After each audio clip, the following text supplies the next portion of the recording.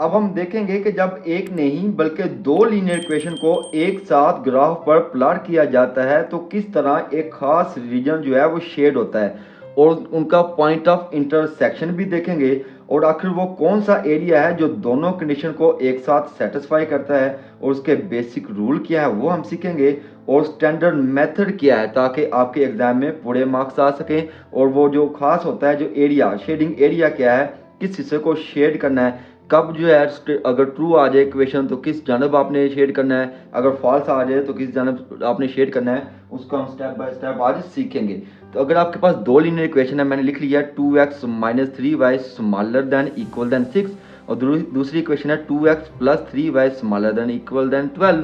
आपके पास दो linear equation है तो आपने इसका ग्राफ कैसे ड्रा करना है और किस हिस्से को शेड करना है वो मैं आपको बताता हूँ। पहला अमल आपने क्या करना है, पहला रूल ये है कि आपने इन इक्वेशन को एसोसिएट कर लेना है, यानी कि ये जो आपके पास इक्वल देन और स्मॉलर देन वाली सिंबल है ना, इसको आपने खत्म करके इक्वल वाला सिंबल लगा देना है और पहली वाली इक्वेशन को आप कह देंगे इक्वेशन 1, दूसरी वाले को आप क्या कह देंगे इक्वेशन 2। क्या किया मैंने, स्मॉलर देन इक्वल देन और स्मॉलर देन इक्वल देन को खत्म करके मैंने क्या लगा दिया, इक्वल लगा दिया। पहला अमल आपने ये करना है जब भी आपको एग्जाम में क्वेश्चन आएगा।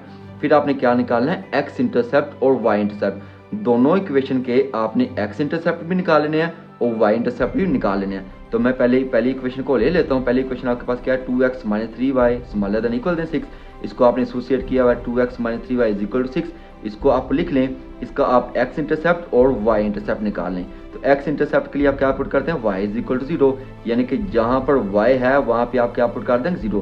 तो इस y की जगह आप क्या लिख देंगे 0, 2x - 3 × 0 = 6। अब देखो 3 0 से मल्टीप्लाई करेगा तो 0 हो जाएगा, यानी कि इतना हिसाब का खत्म। क्या बच गया, 2x = 6। अब देखो 2 1 * 2, 2 3 * 6, तो x की वैल्यू आपके पास क्या आ गई, 3 आ गई। तो आपका पहला पेयर ऑर्डर क्या बन गया भाई, पेयर ऑर्डर में आपने एक चीज़ का ख्याल रखना होता है, पहले आप x को लिखते हैं फिर आप y को लिखते हैं। तो x आपके पास क्या है 3 और y आपके पास क्या है 0, तो पहला पेयर ऑर्डर आपके पास आ गया 3 और 0। फिर आपने इसी इक्वेशन का y इंटरसेप्ट निकालेंगे। y इंटरसेप्ट के लिए आप क्या करते हैं, x = 0, तो जहाँ पे x है वहाँ पे आप क्या पुट कर देंगे, 0 पुट कर देंगे। 2 0 से मल्टीप्लाई करेगा, ये वाला हिस्सा खत्म हो जाएगा। क्या बचेगा, -3y = 6।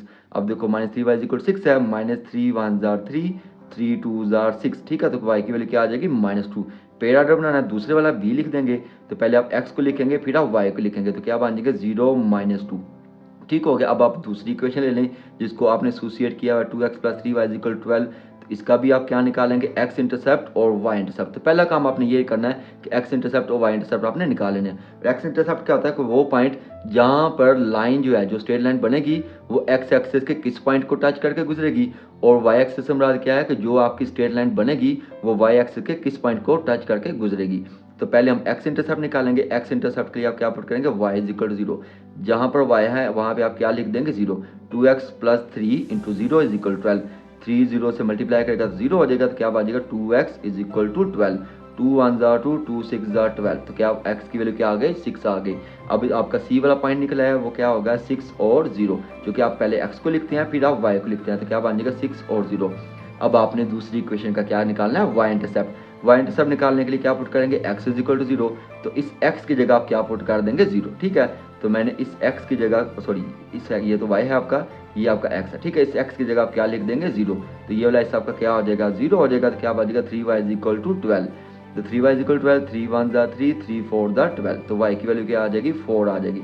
तो 4 वाला आपके पास पेयर ऑर्डर क्या आ गया 0 और 4, x आपके पास 0 था, y आपकी वैल्यू क्या निकल आ गई 4 आ गई, ठीक हो गया। अब आपने नेक्स्ट वाला जो प्रोसेस क्या करना होता है, बाउंड्री लाइन का डिसाइड करना होता है। अगर आपके पास स्मॉलर देन इक्वल देन और ग्रेटर देन इक्वल देन वाली इक्वालिटी होगी ना, इनइक्वालिटी होगी, तो आपने सॉलिड लाइन ड्रा करनी है, यानी कि आपके पास ये ग्राफ है तो इस तरीके से आपने सीधी लाइन ड्रा करनी है, ठीक है, सॉलिड लाइन। अगर आपके पास स्मॉलर देन और यहाँ पे इक्वल देन लिखा हुआ है, सॉरी स्मॉलर देन और ग्रेटर देन वाली वैल्यू होगी तो आपने डैश लाइन ड्रा करनी है। जैसे ये आपका ग्राफ है तो आपने इस तरीके से डैश लाइन ड्रा करनी है, ठीक है, डैश लाइन, समझ आ गई। ये आपका दूसरा रूल है।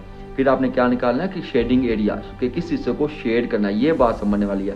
उसके लिए आपने दोनों इक्वेशन को लिख लेना और टेस्टिंग लेनी है। उसकी टेस्टिंग कैसे करेंगे, आपने क्या लिख देना है, x भी 0 पुट करना है और y भी आपने 0 पुट कर लेना, ठीक है। तो मैंने दोनों इक्वेशन लिख ली, 2x - 3y > 6 और 2x plus 3y smaller than equal than 12, ठीक हो गया। तो x और y की जगह आपने क्या पुट कर देना है, 0। टेस्ट नहीं करना लाजमी होती है, x की जगह भी 0, y की जगह भी 0। तो ये हिस्सा सारा क्या हो जाएगा, 0, 0 स्मॉलर देन इक्वल देन 6 हो जाएगा। तो 0 स्मॉलर देन इक्वल देन 6, क्या ये ट्रू है? क्या ये 0 जो है वो 6 से छोटा होता है? बिल्कुल छोटा होता है। तो स्टेटमेंट क्या होगी, ट्रू होगी।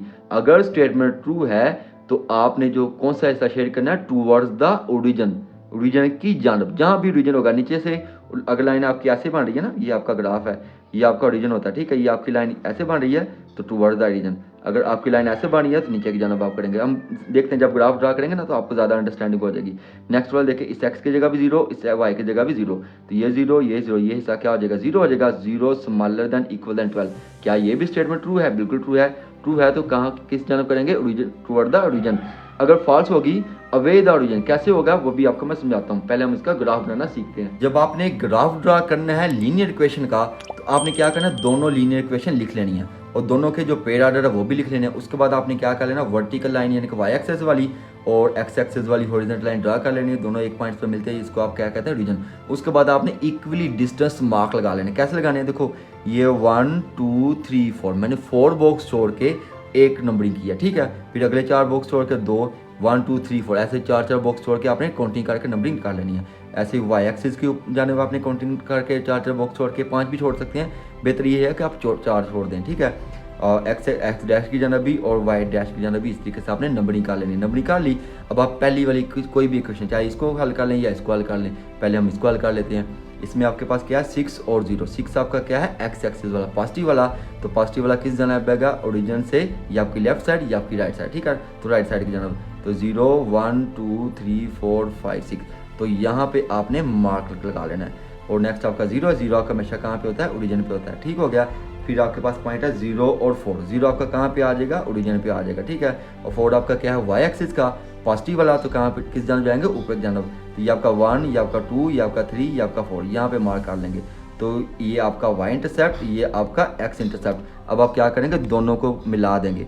ये आपका 4 और 6 आपका पॉइंट है, इन दोनों को आपने मिला देना। जब मिलाना है तो एहतियात करनी है कि ये आपकी लाइन जो है इन पॉइंट में से ही गुजरे। तो मैं इनको दोनों को मिलाने लगा हूँ। ये मैंने इन दोनों को मिला दिया तो आपकी एक स्ट्रेट लाइन बन गई। और ये स्ट्रेट लाइन किसकी है, 2x plus 3y smaller than equal than 12, ठीक हो गया।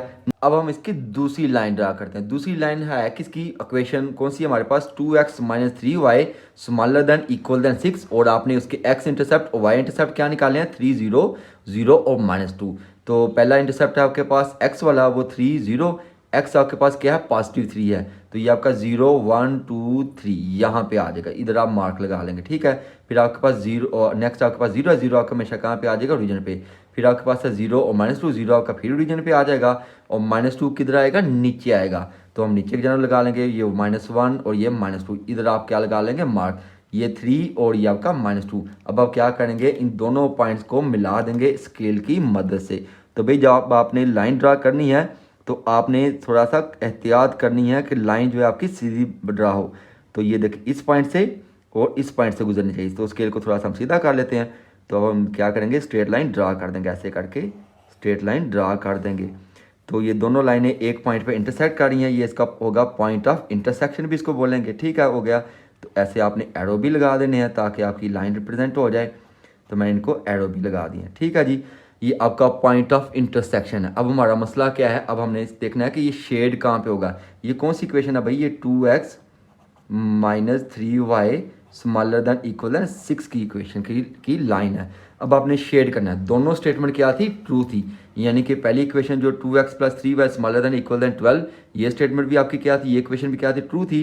ट्रू है तो क्या होगा, टूवर्ड द ओरिजिन। तो उसकी लाइन ये है आपके पास, 2x plus 3y smaller than equal than 12, तो ये लाइन है। तो इसको आप क्या करेंगे, टूवर्ड द ओरिजिन आपने ऐसे करके ना रफ सी लाइन ड्रा कर लेनी है, ठीक है, लंबी लंबी करके। तो ये मैंने ये लाइन ड्रा कर ली, ठीक है, ये हिस्सा शेड कर लिया।